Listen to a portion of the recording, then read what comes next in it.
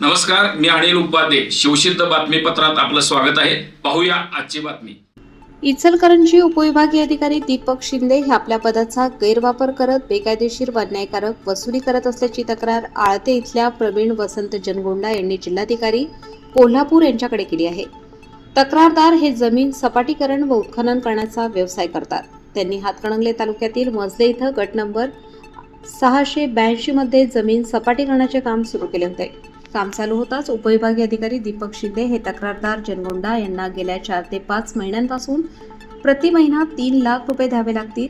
पैसे दिले तरच काम चालेल, अन्यथा मी मातीत घालीन, अशा पद्धतीची तंबीची भाषा त्यांनी वापरल्याचा आरोप करत इचलकरंजीतील उपविभागीय कार्यालयात बोलावून सकाळपासून सायंकाळपर्यंत बसवून ठेवतात. उपविभागीय अधिकारी हे पदाचा गैरवापर करून आपल्या खालील अधिकाऱ्यांना दमदाटी करून कॉल नोटीस घेऊन तुम्हास निलंबित करेन अशी भीती घालून बेकायदेशीर नोटीस काढून दंड भरण्यास भाग पाडत आहेत. तसेच खासगी एजंटमार्फत महिन्यास 3 लाख रुपये द्यावे लागतील अशी जबरदस्ती सातत्याने करत असल्याचे तक्रारीत म्हटले आहे. तसेच ते इचलकरंजी उपविभागीय कार्यालयात आल्यापासून वेगवेगळ्या पद्धतीने बेकायदेशीरपणे कायद्याचा वापर करून नोटिसांची दहशत निर्माण करून पैसे उकळण्याची पद्धत व माझी मंत्रालयापर्यंत लिंक आहे, कोठे जायचे तेथे जा, मला काही फरक पडत नाही, अशी उर्मट भाषा उपविभागीय अधिकारी आपल्या कार्यालयात करीत असतात.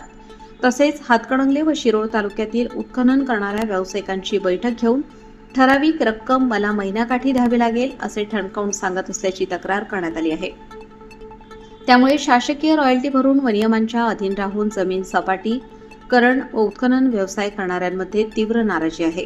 त्यामुळे सदर बाबींमध्ये सर्व गोष्टींचा गांभीर्यपूर्वक विचार करून उपविभागीय अधिकारी दीपक शिंदे यांची सखोल चौकशी करावी अशी मागणी जनगोंडा यांनी केली आहे. प्रवीण वसंत जनगोंडा, आळते, राहणार आळते.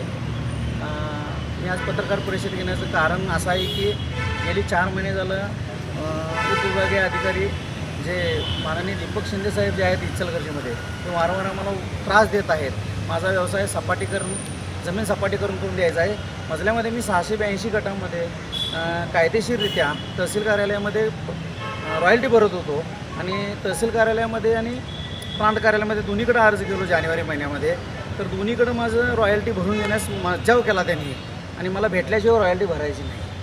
मग त्यानंतर मी त्यांना बऱ्याच वेळा भेटलं. जवळपास जानेवारी महिन्यात अखंड महिनाभर त्यांच्याकडे सकाळी 10 वाजता जाऊन बसत होतो, संध्याकाळी 6 वाजेपर्यंत असा महिनाभर त्यांच्याकडे गिरट्या घालत होतो.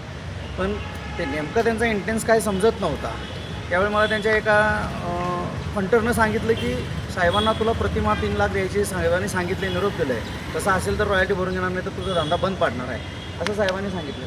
त्यानंतर मी जिल्हाधिकारी कार्यालयाला अर्ज केला रितसर आणि मोठ्या अमाऊंट 2100 मी इथं भरली मी आणि माझा व्यवसाय मी पुन्हा चालू केला.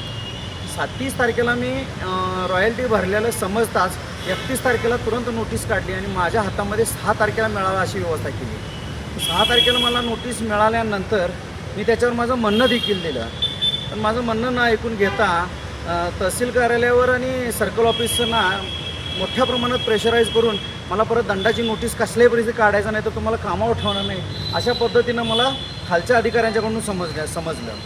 तर हे वारंवार हे असा जो प्रकार त्रासाचा होत होता, ह्या त्रासाला कंटाळून मी आज एक उपाय म्हणून जिल्हाधिकाऱ्यांच्याकडे तक्रार केलेली आहे की सदर एक खुर्चीवर बसलेले अधिकारी गुंड प्रवृत्तीनं लोकांशी वागतात, माझ्याशी गुंड पद्धतीनं आरे रेवेची भाषा करतात, तुझा व्यवसाय कसा चालतो ते बघायचं असं ह्या पद्धतीनं माझ्याशी बोलत असतात, तुला टिकू देणार नाही, जगू देणार नाही, ह्या भाषेची भाषा वापरतात, पैसे मागणी करतात वारंवार आणि कायदेशीररित्या ज्यांना तिथं रॉयल्टी भरलेली असताना रॉयल्टी भरूनच चालू असलेलं सपाटी करण्याला सर्कलला कोणतंही मोजमापन नाही, काय नाही, ATS मोजणीची मागणी केलेली आहे रितसर आम्ही.